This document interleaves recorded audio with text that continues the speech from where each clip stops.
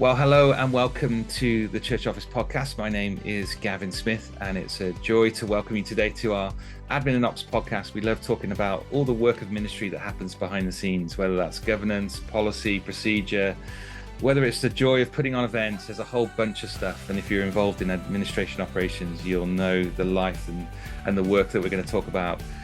Today, I've got a special guest on, Paul Harrison. From Christian Safeguarding Services. Mate, thank you so much for coming to the podcast. Hey, you're welcome. Thank you. It's a pleasure. It's great to have him on and to have such an expert in this area. We've got questions to ask him, and we've also asked him to put together sort of where are the 5 areas that can be challenges for church in this area of safeguarding? What are some of the things that we face? The questions that we have, and to have you on is brilliant. And before we get into our discussion, what I'd love to do is to do a little promo for Church Street, our sponsors. And we are so grateful for Gavin and the team at Church Street who sponsor the podcast, who are kind enough to work with us at the church office. And if you haven't heard of this software before, if you're not using it, then this might be something for you to check out at churchsuite.com. There is a whole bunch of stuff that it will help you with administratively, in your comms, in your rotas, in your small groups. There are stacks and stacks of things that you can do, and there is training modules in it, and I know loads of churches are using it. So if you've not heard of it, please check it out. And a big shout out to those guys. Paul, it's great to have you on, and we love Paul and Sue at Christian Safeguarding Services. We regularly connect, and how's life and the charity and all the work that you guys are doing? Yeah, good. Busy. The world of safeguarding never seems to settle down. You just seem to move from one thing to another. But yeah, it's good. We're very encouraged, and the ministry seems to be being appreciated. So that's great. Yeah. Just No, what you guys are doing a great job, and yeah, we love that. And yeah, if you've not heard of Christian Safeguarding Services, Paul, give me like sort of 2 or 3 minutes on what do you guys do and provide for churches? Yeah, sure. So our aim is to provide a complete safeguarding service. Yeah. So we do everything from obviously DBS checks, we process them through. That's an electronic system. It's all completely online, and the church has complete control of that. Great. We do a lot of training. Key areas of training, I guess, would be governance, and then safeguarding lead, and then the essential awareness, which is the one for staff and volunteers who are working directly with vulnerable people. But then we do a whole range of other stuff like safe recruitment, for example, handling concerns and complaints and allegations. A whole range of different training that we do, lots of resources on the website. We provide template policies, safeguarding policies, and we do sort of a lot of consultancy type stuff. So we do policy review, but we can help churches to work things through. And then we have the advice line, so that if people have got a specific safeguarding issue that they're trying to work through, we can support them with that. Yeah, it really is a complete service, isn't it? And I know so many churches who benefit from it. And what makes you guys distinct and lovely is this real sense of just approaching it in a very theological, sort of biblical approach, isn't it? And that really stands out. I mean, that's what we believe.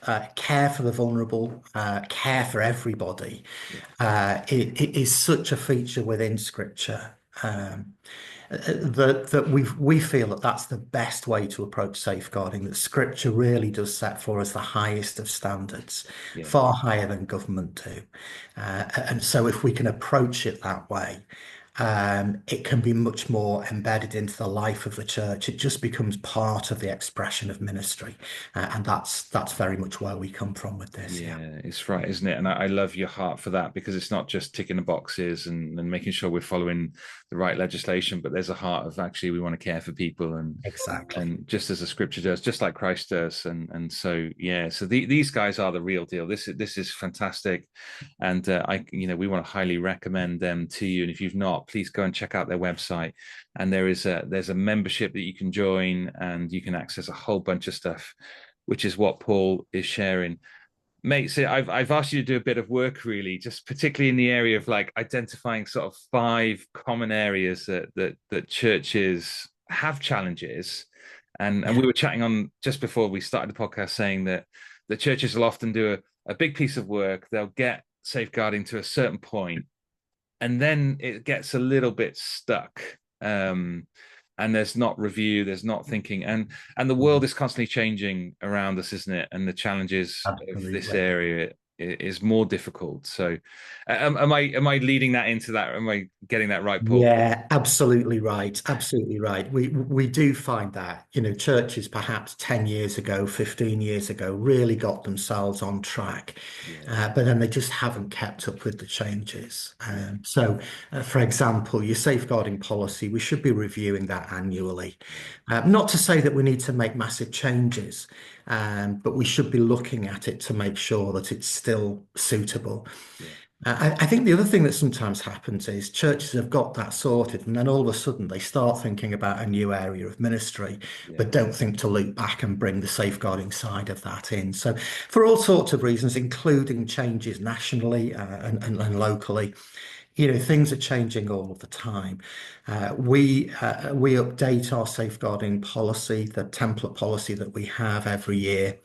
And we always just indicate what exactly the changes are, so that it's easy to replicate that into your own policy, that kind of thing. yeah, yeah. Yeah, no, so important. So really important topic, and so grateful to have you on here, mate. So give us number one. What is the one of the top, the first ones that came to mind? Yeah, sure. I think the first one that came to mind for me was about governance. Yeah, Now, I know that that can sound a little bit, well, what's that got to do with safeguarding? And sort of perhaps less so with your audience, but a lot of audiences, it's kind of time to yawn and sort of switch off. yeah, But governance is really, really critical, and so many things flow out yeah, of good governance. Um, Interestingly, when we see the big failures, the ones that hit the media, mm, whether it be the Christian media or even the secular media, and obviously we've had a number of yeah, those over the last few months, unfortunately, yeah, in church contexts. Um, Almost every review that you ever see talks about a failure in governance at some yeah, point. yeah, And so it's one of those things that this is one of the reasons why we feel it's so important to think about safeguarding from a biblical perspective. mm, What governments say to us is safeguarding shouldn't be a bolt-on. It shouldn't be an add-on, sort of something that we think about. Great, we've ticked that box, so now we get on with our real work of yeah, ministry. Rather, we should be shaping our approach to safeguarding from our core values and our core beliefs, and that's uh, although we do that biblical, coming from a biblical perspective for different reasons, it's precisely what government wants us to do. But very often it is sidelined. And for example, one sort of thing that we sometimes come across might be a church where they have elders, they have deacons, maybe the trustees of the charity are the elders. And you'll kind of say, okay, well, how often do you have trustee meetings? Oh, well, we don't have trustee meetings. We meet every whatever it may be, the frequency is, as elders. And yeah, that in one sense that's okay. You are talking about these things, but what tends to happen in the life of ministry and the busyness of ministry is we never actually get to the trustee duties. And so that's the one that gets yeah, neglected because it's the one that's not urgent, it's not pressing. yeah, And unless you sort of don't submit your returns, nobody's going to pick you up on it. yeah, So it's one of those things, it's sort of, if the governance isn't good, it's one of those things that can trundle along unnoticed for quite a long mm, time. And I'm sure you know this, Gavin, and I'm sure yeah, you say this to people. But, the thing with governance is you never know how much you need it till you need it. yeah, yeah, And I often sort of liken it to that sort of crash barrier down the middle of the motorway or down the middle of a dual carriageway. yeah, You never know when you're going to need it, but yeah, when you do, it's got to stand. If it yeah, doesn't stand up, you've got a disaster on your yeah, hands. yeah. It's And very often, unfortunately, what we see is that the time that churches start thinking about sorting it is when something has gone wrong. yeah, And at that stage, you're sort of thinking on your feet, you're being very reactive to a situation, and mm, it's not the best time to think through those governance issues. yeah, Another problem that we do see sometimes, although less so than the previous one, Mm.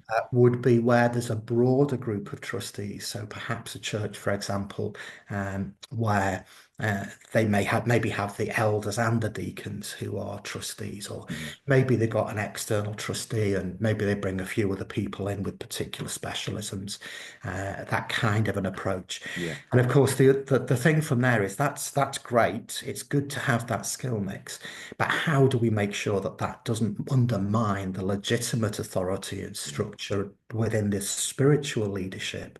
Yeah. And so, really making sure that we've got that clarity about what's the role of the trustees, what's the limits of the role of the trustees, what's the Mm. role of the elders, and how do these things come together Yeah. to create a safe environment for everybody? Yeah. So, Oh, so that's really yeah, those helpful. That's kinds really of things are helpful. really important. Yeah, that's really helpful. And I've heard of like some trustee boards or PCCs that have gone, okay, well, let's designate a trustee who is a safeguarding lead for a trustee Yeah, person, and they're going to champion it in there. And do yeah. you think that approach works, or are you calling a wider approach to say all trustees should Yeah, champion in this? It's it, hard to get that right, isn't it? it is hard to get right, and the messaging that's coming through is slightly mixed. Okay. So on the one hand, the Charity Commission are pushing more and more that you should have a safeguarding trustee. Yeah. But at the same time, they're also saying, but safeguarding isn't the responsibility of the safeguarding trustee and the safeguarding lead. Yeah. It's a shared responsibility. Yeah. I guess for trustees, really, it seems to me that there are two major risks that the trustees have got to manage. Hmm. One obviously is finance, Hmm. and the other is safeguarding. Yeah. They're the two things that the Charity Commission will really scrutinise, Yeah. and they want to see that we're thinking about those things. Yeah. So there's a slightly mixed message that's coming through from the national level about this. My own view would be I think it makes sense for a trust board to have a safeguarding trustee. Not least because that person can sort of devote themselves to, making sure that they're staying up to date. So not just safeguarding training. We have different churches use different approaches. Some just train some of the trustees and then cascade that information. Absolutely legitimate, absolutely fine. Others say, no, we want to train all the trustees. But one of the things that I always say, both for trustees and for safeguarding leads, is it's really important that we connect in not just to what's going on nationally in church, terms of changes of legislation and guidance, but also at the local level. So at the local level, Mm. within each local authority, there are usually two groups. They have different names sometimes they're combined. Sometimes you have these groups spanning more than one local authority, but you have something called a Safeguarding Children Partnership, something Okay. similar to that, and a Safeguarding Adults Board. Now, what those boards do is that they're made up of sort of very senior director level people within local authority, within health, within the police, Mm-hmm. that kind of thing. And they define the strategy and the priorities across the local authority area. Okay. So on the one hand, we must stay in touch with what's going on nationally, as we get Yeah. changes in legislation and guidance, but it's also important to stay in touch with what's going on locally. We as an organisation will make sure that we're staying on top of the legislation and guidance side of things, but we just don't have the capacity to monitor every single Yeah. local authority Yeah. for every time a phone number changes or every time they restructure. And so connecting into those boards, they usually have a newsletter, almost always have a newsletter. And in that newsletter, they will notify you of any significant changes. Yeah. And so what I would say at that sort of governance level in terms of the safeguarding trustee would be there's no point in having everybody signing up for that newsletter. Hmm. There's no Hmm. point everybody trying to monitor it. But if you've got one person, they can flag to the other trustees when there's something that they need to think through. Yeah. And then it can become a sort of shared responsibility. So I think it's a good idea. I don't think it's the only way to work, Hmm. but I do think Hmm. it's a good idea. Hmm. So, for example, some churches, none of the trustees really have a strong background in safeguarding, but perhaps they've got a safeguarding lead who's not a trustee, not even a church leader, maybe. Yeah. but who's got a really strong background professionally in safeguarding. So I'd say, it's always worth sort of looking at what your resources are, what's the best way for us to work. Yeah. But as a general one, yes, I do think it's a good idea. Yeah, no, that's a really good, helpful takeaway. And even just you talking about the understanding what's happening at a local level, Yeah, that wouldn't be something that I'm immediately thinking, oh yeah, we're doing that and doing that right. well. I mean, you might be keeping up to date with local contacts and details, but there are risks that are in different areas, aren't there? There And are, there are things that are there being are. highlighted, and so Yeah. that's super helpful. And you were gonna in talking a little bit more about governance, the accountability side of things. Mm. Is there anything else that you would add to that might just flag up some questions for people? Yeah, I think so. More and more now, we're talking about really setting and maintaining high standards. Mhm. I don't mean unrealistically high. They've got to be sensible. They've got to be Mm. achievable. But I mean biblically high standards. Yeah, If we're working to a biblical pattern, if we're shaping our safeguarding from Scripture, we will be working to high standards. I mean, if yeah, I just give you an example, um, government will talk to us, whether it's staff in schools or whatever it may be, and they'll talk about having codes of conduct. yeah, And the importance of sort of setting expectations of behavior and these kinds of things. And that's about as far as it goes. hmm And when you think about it from a biblical point of view, when it comes to the way that we care for the most vulnerable people that we come across, it seems to me that as we start to interpret Scripture, the standard that Scripture sets for us is that we should be above reproach. yeah, yeah, Now, I've never seen anything that comes even close to that yeah, coming out of government because they won't, will they? yeah, It's yeah, yeah, that's not their area of interest and responsibility. They just want to go, here's the standards that you must achieve, yeah, and that's an important role, but we should be coming at it slightly differently. yeah, And so really setting high standards, thinking, obviously policy and procedure comes into that. That's hmm part of how we set those high standards. But I think one area that there's real scope for us to help ourselves is just in thinking through what do we need by way of codes of conduct. hmm hmm I think historically we perhaps haven't tended to use codes of conduct as much as is helpful for us.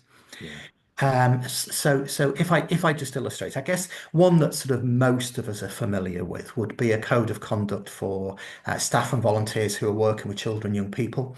yeah, And we're kind of used to that, aren't we? You yeah, can't smack a child and, don't find yourself on your own, sort of behind a closed door and nobody knows what's going on and yeah, all of those kinds of things. yeah, I think just to illustrate the point that I'm wanting to make here about codes of conduct, very often, and I'm not suggesting this is the only way to manage the risk, but very often in those codes of conduct, we'll see something around use of social media, and it will be yeah, something along the lines of, if you're a youth leader, you mustn't be making one-to-one direct social media contact with people who are part of the youth group.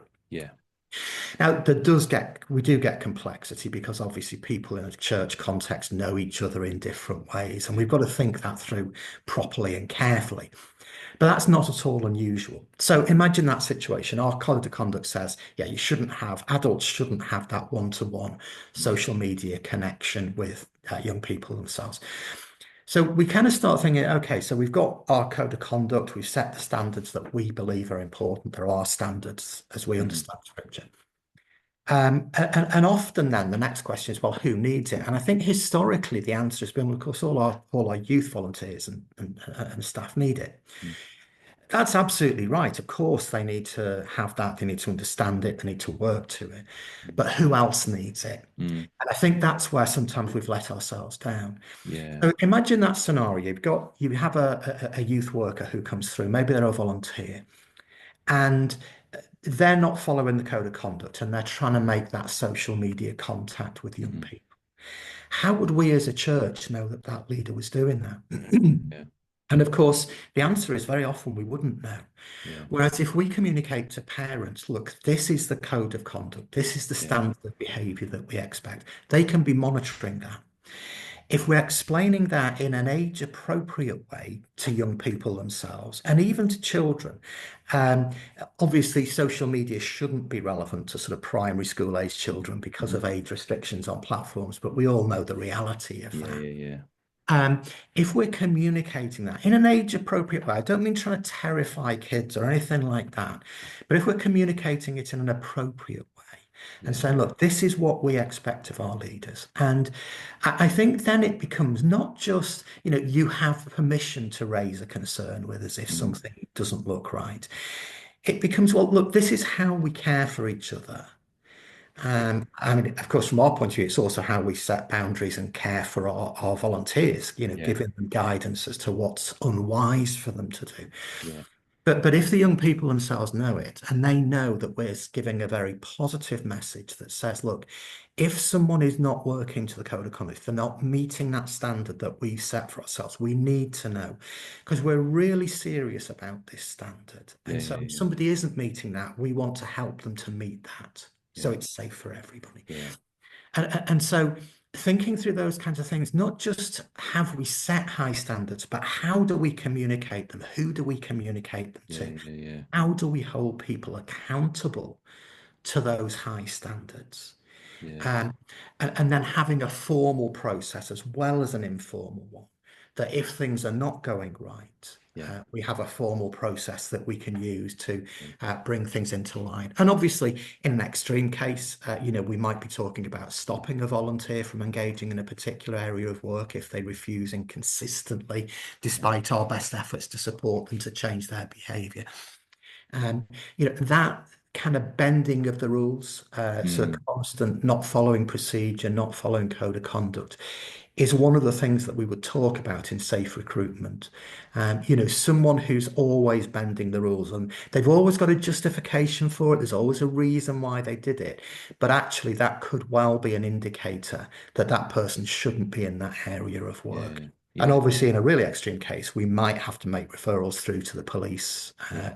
and Yeah. to the disclosure barring service and those kinds of things. Yeah. That's So helpful. I think Yeah. just having that framework to operate in and thinking about it both from the culture, what's the culture that we want to create, but also what systems and processes do we need to make that culture something that we can hold people accountable to. Yeah.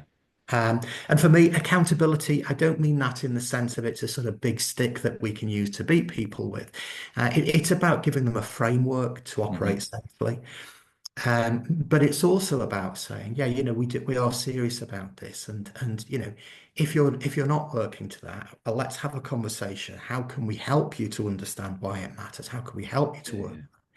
But it also needs to carry that procedural element that says, actually, if that person is refusing to work within the guidelines, and that we have mechanisms that we can use to address that. Yeah, no, that's robust. I love the stuff that you're talking about on communication. So I know you and I have chatted before about, you go away on a residential weekend with young people. Why don't we communicate how we want to work with them on this residential trip? And that gives them an awareness of how we're working. It makes the expectations Absolutely. clear. And it safeguards everyone, doesn't it? The workers, Yeah, the yeah. volunteers, and those young people. And, Uh, and it gives us they're all the useful. permission to talk about it if there's something that's worrying us. Yeah, You know, if we're talking about it as leaders, if we're saying to people, it's really important that, we want to care well for everybody. We want everybody to feel safe. We want everybody to feel accepted and loved and cared for in the church. And we can frame this in a biblical way. We don't have to frame it in a sort of safeguarding vocabulary. yeah. Um, but just communicating that actually gives permission to people to raise that concern. So often when we see these big high profile cases, what you find is that there were all sorts of people who maybe they knew something in detail, but more often than not, they just had an uneasy Mm, feeling about something. They didn't feel it was quite right. yeah. It's not unusual in these situations that, people are saying, well, I'm really saddened by that, but actually I'm not that Mm, surprised. And actually, if we can create an environment where it's okay to talk about these things and we're talking about them, Yeah, yeah, I yeah. think it helps to just create that more open culture. Yeah, no, I think it's great, and we'll often add into our some of our training here and say to folk like, it's not just your conduct when you're in the classroom with the kids, say on a Sunday morning, but after church is the most chaotic Yeah, and yeah, the most risky point where yeah, we don't have a managed system where kids are running around and we want to say to our parents and our volunteers that you may not be on duty that Sunday, but yeah, we want you to be looking and we want you to be yeah, ensuring that you're acting in the same way that we call you to on a Sunday morning in the session, behave absolutely. that same way outside of the session. Yeah, Um, absolutely. It and really, that's really a important. vulnerable point, isn't it, for churches after the meeting? It Yeah, is. It is. I think another one that we've come across on a number of occasions. A lot of churches will have different terminologies, obviously, but sort of have young leaders or junior leaders. In other words, under 18s yeah, who are developing, and we want to see them develop gifting and yeah, we want to see them using that gifting within the life of the church. Absolutely behind that. yeah, But but the young people not understanding, and I think it's our fault as leaders putting them in that position. I think it's our responsibility to make sure they do understand that when they become a leader, that changes the yeah, dynamic of yeah, the yeah, yeah, relationship. yeah, absolutely. And, yes, they might be under 18 themselves, and we have a duty to safeguard them, even in that context where they're engaging in ministry, but also they're in a position of trust. Yeah. And so things that they might do and things that nobody would bat an eyelid if they did them Mm, and they weren't a mm, leader yeah, can become problematic. yeah, And we had a situation that we dealt with recently, precisely that. It was a smaller church, not a great big church. They didn't have loads and loads of sort of different groups, and they had a young person who outgrew the youth group. And okay. so they brought this person in as a junior leader. But because they didn't explain things, there was some stuff that was done. It was nothing to do with the group. It was nothing to do with church. There was no malicious intent. It wasn't as if the Mm, person was trying to, but it was a bit unwise. It's the kind of thing that you would expect a leader not to know. But of course, this was someone working with their peers. yeah, And it ended up being referred through to Lado, and Lado's recommendation was that they shouldn't be involved in youth work in the okay. future and all these kinds of things. Mm, And really, the issue was, would we expect that 18-year-old to think about yeah, that? yeah, yeah, And I don't mean this as an insult to anybody, but what we know from research it is that the brain doesn't really mature, doesn't finish its development yeah, until the mid-20s. It's the mid-20s that the brain development really is sort of complete, as it were. yeah. And the last area of the brain that develops is what we call the executive function or the Mm, planning side mm, of things. mm, And so it shouldn't surprise us that we've got 18, yeah, 19 year yeah, olds who yeah, they just don't think in that way. It's yeah, alien to them. yeah, And we have seen people getting into problems because we just haven't steered them well, and we haven't, yeah. we've been so focused on training them for ministry, we haven't thought about how do we make sure that they understand the Good boundaries. stuff. So yeah, another really Lots, important lots area. of good stuff there, Paul. Yeah. Loads to take away. That's helpful. So, oh yeah, brilliant stuff here. And again, the opportunity to follow up with us with questions or directly the Christian Safeguarding Service about those areas. So number one is governance. Number two is high standards.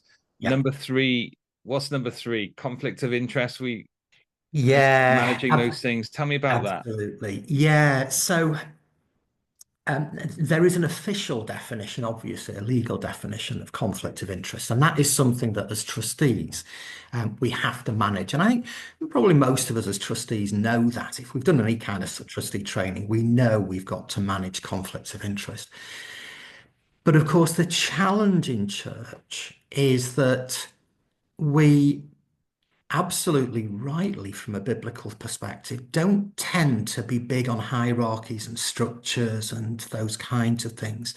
We want the church to be a family. We want the yeah, church to be, we're trying to break down unnecessary yeah, yeah, boundaries. We're not trying to build up walls between us.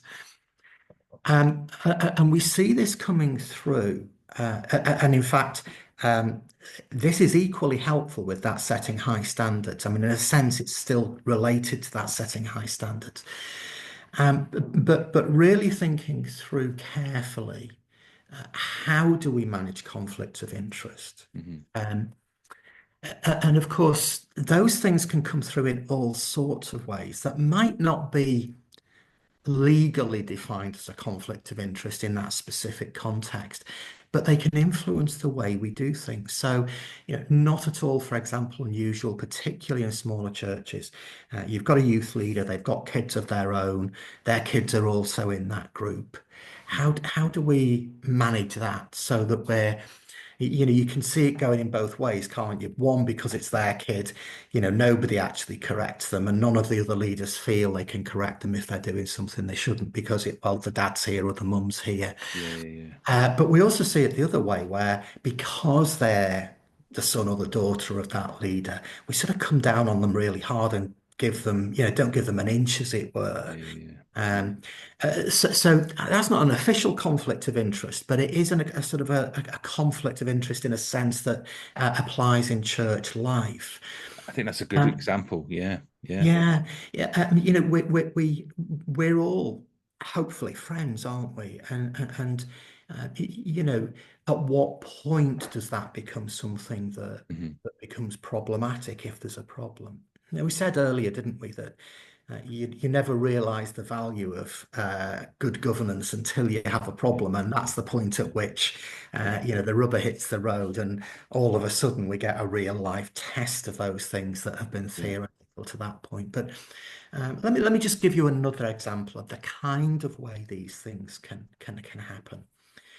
So imagine a church, you have an eldership, perhaps you hold to a sort of plurality of elders.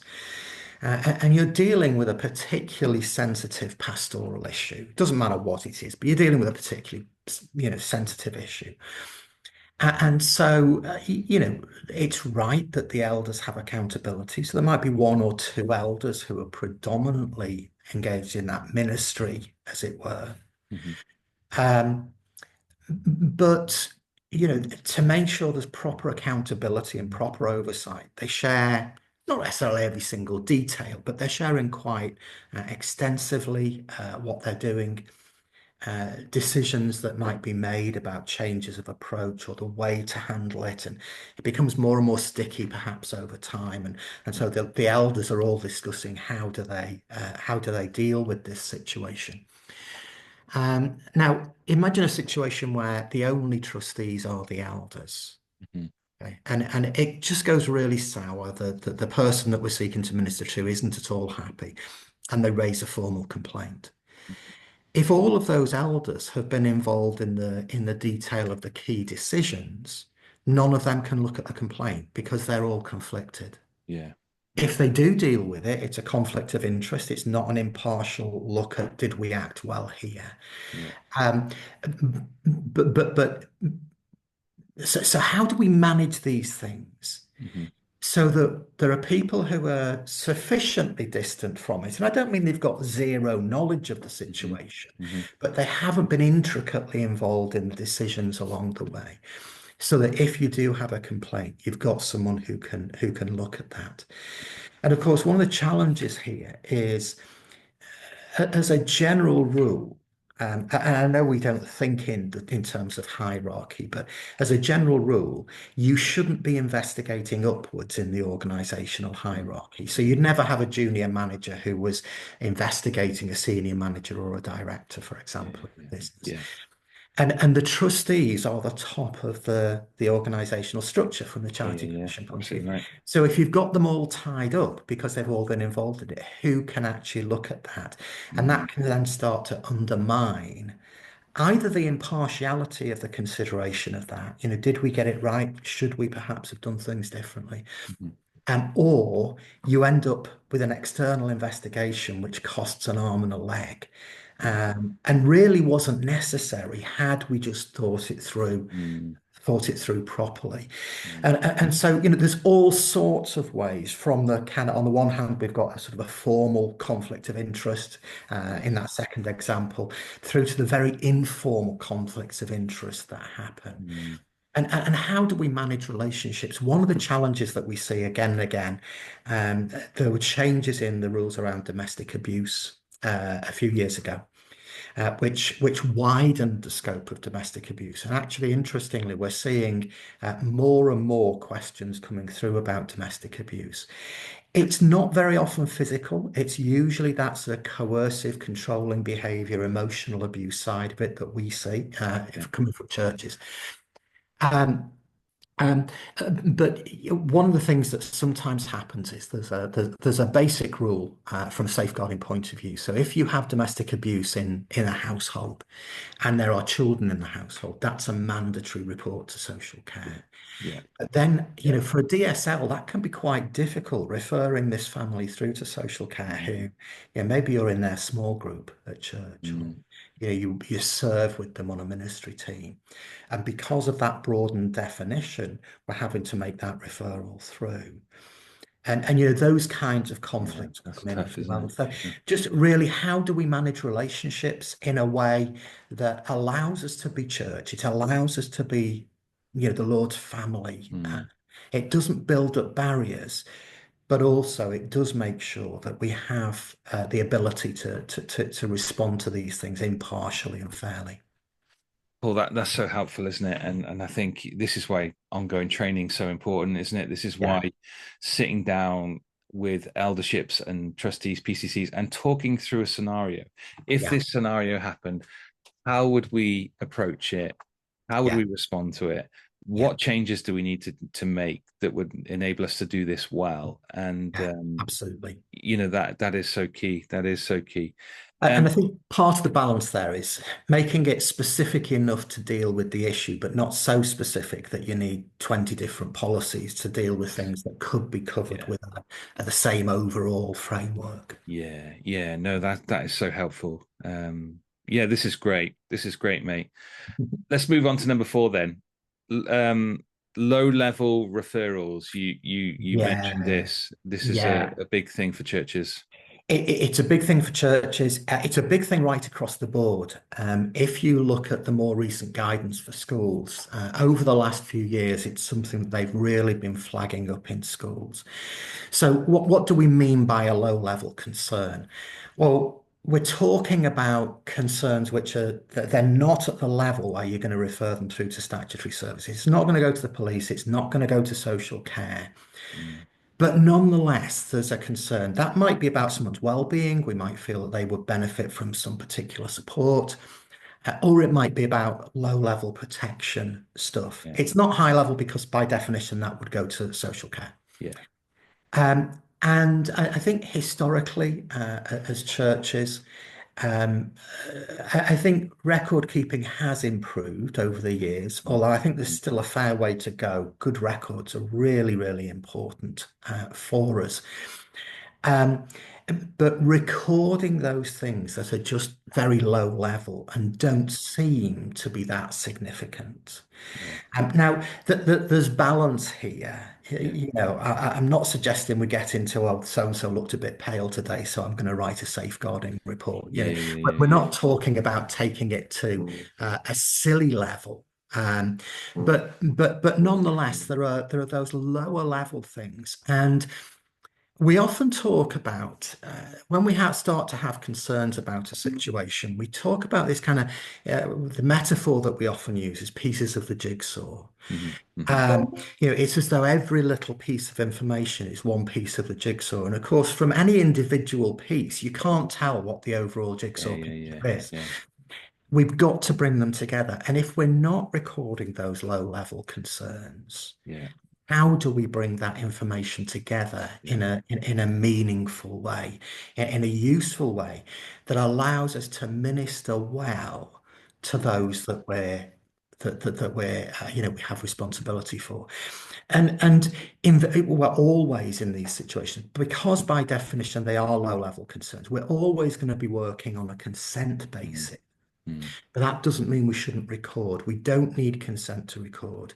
We should be keeping records of these low-level concerns, which allow us to track patterns and trends over time and to yeah, draw things together if there are pictures to draw together and all of those kinds of things. But yeah, that really sort of recording low level Yeah, concerns is a really important one. If I can just also just chip in with a little bit of a sort of signpost to something that might be a useful resource for some churches. You mentioned Church Suite earlier. yeah, We've become aware now of a product called I Know Safeguarding. It's a standalone module, so it doesn't need to integrate with anything else. You can just have that one yeah, product. Um, but what it allows you to do is to create an environment where you can record concerns very, very easily, including those low-level concerns. It's nice and confidential. You fill in a form, it's an encrypted form, it sits on a database server, and it's only your safeguarding team who can see that. yeah. Brilliant. Um, but you can even do things like if you've got safeguarding posters around the building, you can stick a QR code on there. People can scan the QR code. It takes them through to the form to fill in to report the concern. And nobody in that sense needs to know that they have done that. Obviously, the safeguarding team will need to know, obviously. Yeah, But let's say, for example, you had concerns about the way a church leader was behaving or something like that.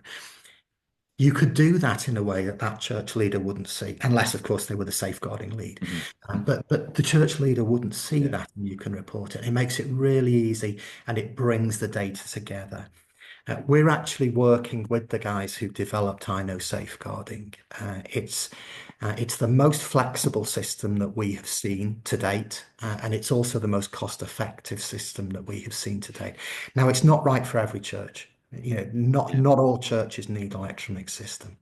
yeah, Um, but if it was something that one of the churches viewing this podcast were interested in, what we are more than happy to do at CSS is we've played with it, we've sort of got it set up in a way that we think works well. And so we would be very, very happy. You will be able to buy it through ourselves, through a link on our website. And if you do it that way rather than going direct, we will support you in terms of how to use it. We'll set it all up for you, obviously working with you. yeah, But it just allows us to bring those low-level concerns together in an easy way, an efficient way, yeah, but we still get the information. But from a government direction, what they're saying to us is make sure you're recording those low-level concerns. And we're not only talking about safeguarding concerns, i.e., we've got concern about this young person or mhm, this mhm, elderly person, but also concerns about someone who might be working with those people. And mhm, you kind of mhm. just go in, yeah, well, go back to our code of conduct. They Yeah, just seem to be forever sort of bending the rules. Well, that's something that we need to keep a note of, because if it is a pattern, we need to see that that's a pattern and we need to be yeah. able to respond to it. This is so helpful. We've been looking at a digital system, and obviously a lot of schools use My Concern, and Yeah. again, to have one that's church specific, that to have one that you guys are going, this is a system to use, because we feel like we need electronic system because we've got an email address, Yeah. Yeah. but it doesn't. Yeah, those low level concerns aren't coming through, uh, Mm. and so the idea of having a QR code that means that takes you to a page you can see visibly who the people are on the safeguarding leads, because that can sometimes be the first thing Yeah. that Exactly. drops off, but you can actually see it, and then you can go to a form and you can make it, add some data to something that Mm. is going to be seen. Yeah, this works. We're at a point where we've got 120 kids, so we need some sort of electronic system to help Yeah. us. Yeah. And the Yeah. ministries that are reaching into the community, again, they need this kind of level of intent. So Yeah. it might not be Absolutely. needed for smaller churches, but again, Exactly. this is stuff that we should be thinking about. The Yeah. cost is going to And, be low around this, you were saying. yeah, I mean, none of these systems are cheap, Yeah, but they're sort of entry level, which gives you, for example, a safeguarding team of three. Because if people are scanning the QR code, that's not a user. yeah, So you have a safeguarding leader, deputy, maybe a safeguarding trustee. yeah, They do a discount for charities, so they do a 50% discount for charities. So it starts at £15 a month. That's great. So That's it's great. it's Yeah. not super cheap. You know, over Yeah. the year it's going to clock up, Yeah. but it is the most cost effective one we've seen. Yeah. Yeah. My concern is a good system. It's used extensively in schools, but it is still built for schools, Yeah. and it's not quite as flexible, and it's more expensive. Yeah. Whereas the I know safeguarding, it really was built for churches, and in my view, it shows. Yeah. Nothing wrong with my concern. Churches who've got it, I'm not Yeah. in any way suggesting they should change from it or anything like that. Yeah. And if you're looking at it and you feel that's the right solution for you, that's great. But at least Yeah. there's an alternative to I that love there, that. Yeah, I think we need it, which and the fact makes that it stands alone, because I yeah, know System have a whole bunch of stuff very similar to they Church do. Street, and, Yeah, and these guys have got again, they're serving the church and doing a great job, and so, yeah. but if this is a standalone one as well, you don't have to shift to think, No, we don't need no, to have everything in one place. no, And we can no. often, as administrators and ops people, go, I just want one app or one thing for the church. But the reality is we need to use different systems in different ways. And Yeah, yeah, you know, the whole thing around, products like this that serve us, they are subscription based now. It's yeah, not something you can just buy and as a one-off, and churches like that. But we need to enter into these things, and let us yeah. recommend that. Do. Um, Uh, and uh, that's going to be coming online in the next few months up through your Yeah, website. that's right. I mean, we're just getting it pulled together at the moment. We've already put that information out in our newsletters. So one Yeah, of our newsletters that went out recently, we had that. We're starting to use it, and starting to support churches to use it. So we're sort of rolling it out already, but literally only just. great. Um, of course, I think the other thing that's just worth reminding ourselves of, and there's nothing radical in saying this, but of course, introducing a system doesn't change the culture. No, that's right. You're right. So we've got to Yeah, think about how do we uh, develop a culture that makes the most of this technology that we can yes. access. Yeah, absolutely right. Yeah, that's great. Makes a really good point. So we've covered four there. What's the We last have. one? But What's five? the last one is um, it's one that you see regularly. It's kind of a bit jargony, local Okay. authority, sort of government jargony, but it's what we refer to as a lack of professional curiosity. Okay. Now, when it comes to safeguarding, this is really, really important. There's all sorts of things that come up in church life, and we go, that feels uncomfortable. It doesn't quite feel right. Mm, But we're in a mindset, rightly, aren't we? Of, well, we've got to yeah. show grace to one another. None of us is perfect. Remove the log from your own eye before you Yeah. remove the speck from your brother's eye, and all of these kinds of things. And that's absolutely right. Yeah. Um, but at the same time, sometimes that can lull us into an attitude where we just don't ask the obvious question. We Hmm. don't ask the next obvious question. Mm, Um, and so things go undiscovered, things go unchallenged, things go unchecked, because we just haven't been curious. yeah.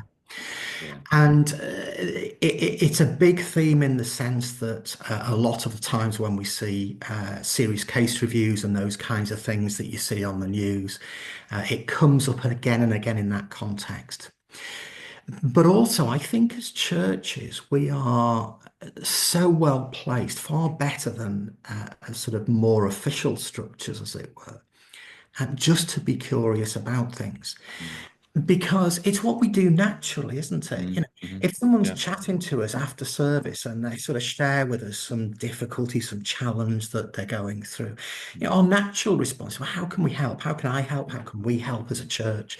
yeah. What are Yeah. the things that we can do? And I think really tapping into that, and saying, sometimes we don't meet need or we don't deal with things because we just didn't know. But Mm, actually, that person may have said something about this, but we just haven't picked up on it and we haven't followed it through. So that's the other one that I just wanted to mention. It comes up again and again. yeah. That's useful. We did a review some time ago in a church, and it was really interesting because we spoke with one person, and they were saying, well, I have mentioned this to the leadership on a number of occasions, Um, Yeah. but it had sort of gone over the head, and it was buried in a bigger issue, and so they hadn't sort of explored that statement, and so they ended up in the situation where this person was saying, well, I was asking for help, but I wasn't getting it, and the leaders were sort of going, when did you ask for help? We didn't realize that, and it's just Yeah. that. Be Yeah. inquisitive, be Yeah. curious, Yeah. Yeah. open up those conversations in a genuinely loving, caring, concerned way. But if that then indicates something that's a safeguarding issue, let's get it into that low-level concerns system. Mm. The low-level concerns, we're not going to pass them on outside the organization. We're not going to share them with everybody in the Yeah. church or anything of that nature. It's confidential. Anything you share Yeah. with your safeguarding leader is confidential. Yeah. But just creating that environment where we're being open, we're talking about these things, but also Mm. we're being inquisitive and we're inquiring about situations, not leaving the question unasked. I think sometimes we're a Yes. bit too polite for our own good, and we just need to Yeah, we be a are. bit more nosy. Bit nosy. I like the word Yeah. curious. I think that sounds good. Yeah. Yeah. And just, going back to that thing about after the meeting as well, and Yeah, that we need to be curious at that point. We need to have absolutely. our eyes open. As a Absolutely. family, as a church family, Yeah, yeah. we don't know everyone that's there on Sunday, No, can't fully know everyone, and so no. we need to be logging these things and being curious. Yeah. Yeah, absolutely.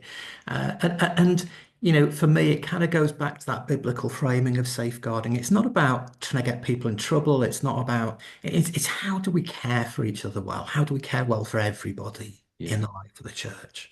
Yeah. And I think if we can start to shift that mindset so that safeguarding is about, it's how we care well for people, Yes. I think those conversations do become easier. Yeah. Brilliant, Paul. That's great. You're giving us a top five here. Uh, I also want to make the most of the opportunity having you on here because you are so good. To ask you some other questions that we get. Yeah, yeah, sure. One of the questions that comes is that often when there's a change in a safeguarding lead or a change in a trustee that's had this responsibility, one of the questions is, as that person steps into that role, how much should they really be looking back at what's taken place Mm, over, mm, 5 years, 10 mm, years? mm. To what level of detail? Because, and then, does that stuff help you going forward as well? And I think people don't Yeah, really know on that. So yeah, I'd yeah, be yeah, interested in your perspective on that. yeah. Okay. Um, Let me start with the really basic one, which isn't really what you're asking, but Mm, let's just keep it for the moment to safeguarding records. But the same principle would apply on other yeah, records that we have as a church. So you have a change of safeguarding lead. Um, any data that the previous safeguarding lead held, whether it be on paper or whether it be in mm, an electronic system, it's not the safeguarding lead's data, it's the church's data. yeah. Okay, that's a good start. Yeah, yeah, So, everything gets handed over. That there's nothing that the previous safeguarding lead should retain. And that includes taking them off any, if you've got password protected folders, all that kind of stuff. mm, So that we need to break that. Now, how far back should people go? Um, I think certainly anything that is an ongoing case, yeah, where there's an ongoing concern. You need to sort of familiarize yourself with that. And hopefully there would be a handover from the old safeguarding lead to the new safeguarding lead so we could identify that. Things which were purely historical, so long as we have that record and we can get back to it if something was to raise its head again, yeah, that's sufficient. We, yeah, we don't need to be delving back. yeah. Um, and that applies as well. One of the things that we sometimes see from a safeguarding point of view is we review our safeguarding policy, that's great, and we edit it and we make our changes, and that's now the safeguarding policy. Hmm. But really keeping version control is really, really important. Yeah, what was the policy at this point in time. Yeah. When we do these bigger investigations, the first thing that we do always is we construct a chronology Yeah. because you can't look at things in the light of what we're doing today. You've got to look at it in the light of what was happening at that point in time. Yeah. Yeah. That's Now, helpful. am I saying that people need to be familiar with all of that? No, but keep it there so that if you do need it, you Yeah. can reference it. Yeah. But the really important ones are where are we at now? What situations are we managing? Or have we got any that we've only just closed, but we're kind of just keeping, we're just being vigilant on it? Mm. Anything like that, I think it's worth the safeguarding lead catching up on that. And Yeah. hopefully, those things can be identified in any handover from the previous lead to the next one. Yeah. Um, One thing that can be really helpful from that point of view, I always say, so when a safeguarding lead receives a concern, Hmm. they set up what is referred to as a confidential file. Okay, Hmm. so they, whether it's an electronic file or whether it's a folder in a filing cabinet, you've got a folder there that's that person, and all the information about that person goes into that folder. And one of the things I encourage safeguarding leads always to do is right from the first time they set up that folder is set up a running chronology that Okay. just gives you a very quick summary of what's the current situation Hmm. here. Hmm. Literally just a 1 or 2 line summary of Yeah. what's what. It's not intended to give you all the information, but it just gives you the overall picture. So your new safeguarding lead can have a look at that and they're not wading their way through pages and pages and pages of information. They can just get a very quick overall sense and orientation Yeah. from Yeah. Yeah. that. But the other thing alongside that that can be really helpful as well is just a simple log that kind of says, okay, this was the concern that came in. Mm. Hmm. Um, this is what we did about it at the time. Okay, we closed it on this date, and that's it. It's finished now. Yeah. And I mean, we don't throw it away, but if we need to go back to it, we can do. But just things that give you that very quick overview. And if you're a church that has a lot of safeguarding concerns, and obviously we work with a number of those, just having that overview that says, Yeah. okay, That's well, helpful. these are the ones that are finished with. There's no ongoing concerns. And obviously, the longer the time from when it was closed as a case to now, the less likely you are to have to look at it. Yeah.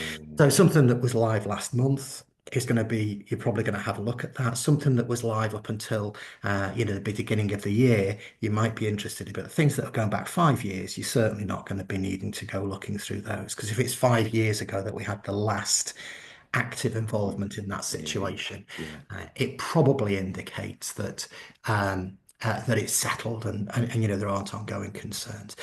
So there's not a hard and fast answer to it. Yeah. But try and work from what's the current situation. Try and do the handover and try and have those logs that allow you to quickly and easily see what have I got that's still open, what have I got that we've closed off and we're not doing anything further.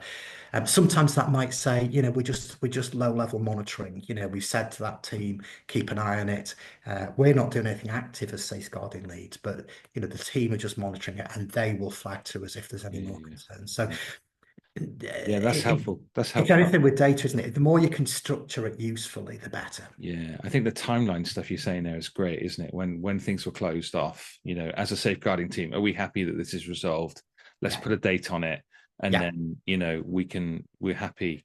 And I think those are useful. I think some of the things that we've got running in our church would be, particular individuals have got contracts of yeah, yeah, where they could turn up, where yeah, they can go in the building, yeah, yeah, where they need to be at the end of the meeting, things like that that have been agreed, in partnership with them.